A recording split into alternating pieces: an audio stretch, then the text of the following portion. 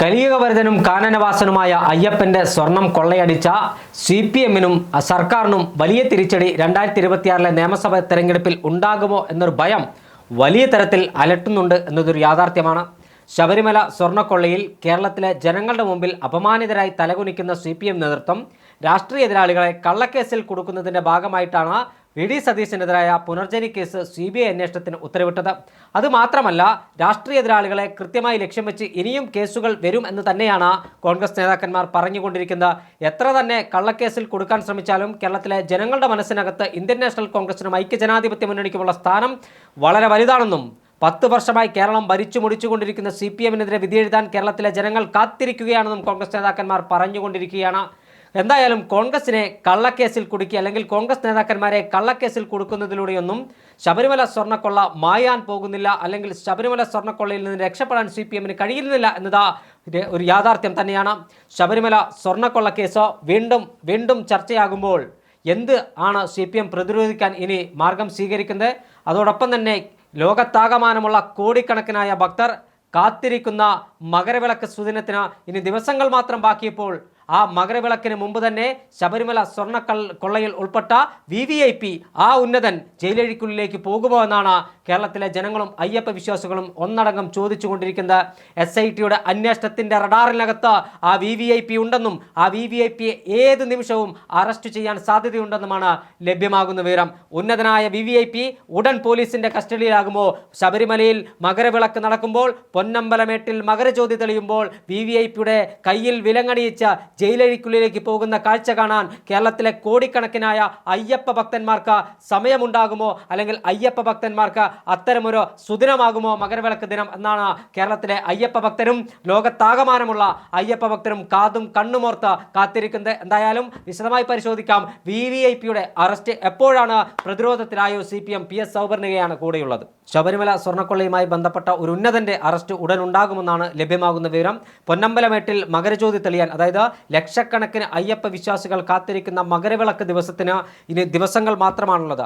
ആ മകരവിളക്ക് ദിനത്തിൽ പൊന്നമ്പലമേട്ടിൽ മകരജ്യോതി തെളിഞ്ഞ് കൃഷ്ണപ്പരുന്ത് വട്ടമിട്ട് പറക്കുമ്പോൾ അയ്യപ്പ ഭക്തർ ഏറ്റവും ഉച്ചത്തിൽ, അതായത് വീടിനകത്തെ TV സ്ക്രീനിൽ മുന്നിലിരുന്നടക്കം ആ അയ്യപ്പ ഭക്തർ തങ്ങളുടെ TV സ്ക്രീനിൽ മകരജ്യോതി തെളിയുന്നത് കാത്തിരിക്കും. അതോടൊപ്പം തന്നെ പൊന്നമ്പലമേട്ടിൻ്റെ താഴ്വാരത്ത് ശബരിമലയിലെ പൊന്നു 18-ാം പടിക്ക് മുകളിൽ, പൊന്നു 18-ാം പടിക്ക് താഴെ, അതോടൊപ്പം തന്നെ പുൽമേട്ടിലും പമ്പയിലും അടക്കം നിരവധി സ്ഥലങ്ങളിൽ ഇത്തരത്തിൽ മകരജ്യോതി തെളിയുന്നത് കാണാൻ, മകരജ്യോതി തെളിയുമ്പോൾ മനസ്സും ശരീരവും അയ്യപ്പനിൽ അർപ്പിച്ച് കൈകൂപ്പി സ്വാമിയെ ശരണമയ്യപ്പ എന്ന് പ്രാർത്ഥിക്കുന്ന ആളുകൾ കാത്തിരിക്കുകയാണ് ശബരിമലയിലെ സ്വർണം കട്ട VVIPയെ ഉടൻ അറസ്റ്റ് ചെയ്യുമെന്ന ആ വാർത്ത കേൾക്കാനായി. എന്തായാലും ഒരു VVIP പ്രത്യേക അന്വേഷണ സംഘത്തിൻ്റെ റഡാറിലുണ്ട് എന്നാണ് നമുക്ക് മനസ്സിലാക്കാൻ കഴിയുന്നത്.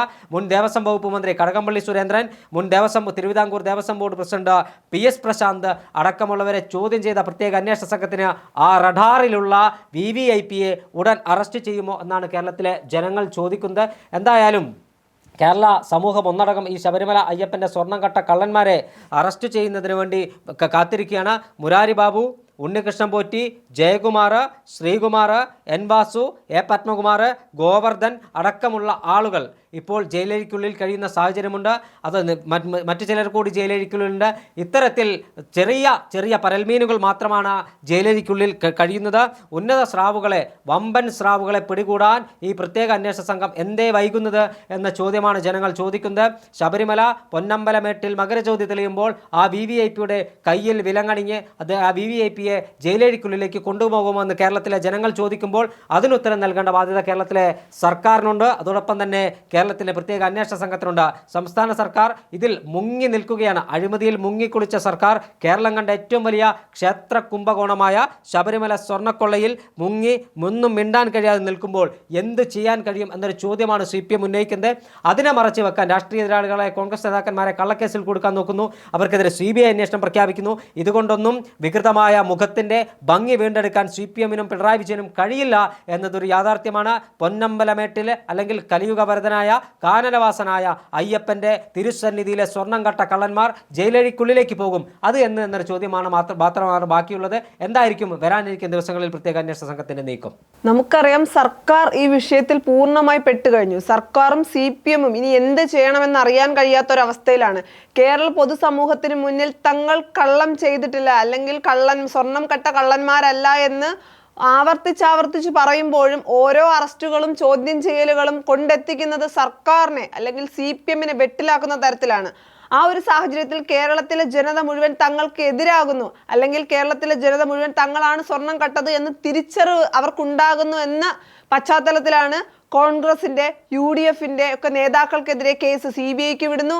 എന്താണ് ആ കേസുകൾ കുത്തിപ്പോക്കുന്നു. ശ്രദ്ധ ഏതു വിധേനയും ശബരിമല സ്വർണ്ണക്കൊള്ളയിൽ നിന്ന് വഴിതിരിച്ചു വിടുക എന്ന ഒറ്റ ലക്ഷ്യമാണുള്ളത്. പക്ഷേ ഈ ഒരു നിലവിലെ സാഹചര്യത്തിൽ ശബരിമല സ്വർണ്ണക്കൊള്ളയിൽ നിന്ന് കേരളത്തിന്റെ ശ്രദ്ധ വഴിതിരിച്ചു വിടുക എന്ന് പറയുന്നത് അത്ര എളുപ്പമുള്ള കാര്യമല്ല. കാരണം തെരഞ്ഞെടുപ്പ് വരാറായി, ശബരിമലയിൽ ഇത്രയും വിഷയങ്ങൾ ഉണ്ടായിട്ടും സർക്കാർ എടുത്തൊരു നിലപാട്. കഴിഞ്ഞ ദിവസവും മുഖ്യമന്ത്രി പറഞ്ഞു SITയുടെ അന്വേഷണം തൃപ്തികരമാണെന്ന്. ആർക്ക് തൃപ്തികരമാണ്? കേരളത്തിന്റെ ജനതയ്ക്കോ ഹൈക്കോടതിക്കോ പൂർണ്ണമായി തൃപ്തിയില്ല ഈ കേസ് SIT മുന്നോട്ട് കൊണ്ടുപോകുന്നത്. കാര്യം SIT എന്ന് പറയുന്നത് കേരളത്തിന്റെ ആഭ്യന്തര വകുപ്പിന്റെ അല്ലെങ്കിൽ മുഖ്യമന്ത്രിയുടെ കീഴിലുള്ള പോലീസ് തന്നെയാണ് അന്വേഷിക്കുന്നത്. നവംബർ 20-നോ മറ്റോ കടകംപള്ളിക്കെതിരെ മൊഴി എടുക്കുമ്പോഴും ഡിസംബർ മാസം എന്തുകൊണ്ടാണ് കേസ് മന്ദഗതിയിൽ പോകുന്നതെന്ന് ഹൈക്കോടതിയുടെ വിമർശനത്തിന്റെ അടിസ്ഥാനത്തിലാണ് കടകംപള്ളിയെ ചോദ്യം ചെയ്യുന്നത്.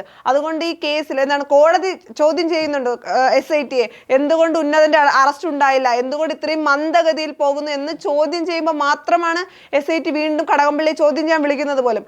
അതുകൊണ്ടൊക്കെ ഈ കേസ് മുന്നോട്ട് പോകുന്നത് തൃപ്തികരമാണോ എന്ന് ചോദിക്കുമ്പോൾ മുഖ്യമന്ത്രിക്കും സർക്കാരിനും ഈ നിലയ്ക്ക് പോയാൽ മതി. കാര്യം കേസ് മന്ദഗതിയിൽ പോയാൽ മതി, അവർക്ക് തൃപ്തികരമാണ്, അവർക്ക് മറയ്ക്കാനുള്ളവരെ മറയ്ക്കാം, സംരക്ഷിക്കേണ്ടവരെ സംരക്ഷിക്കും.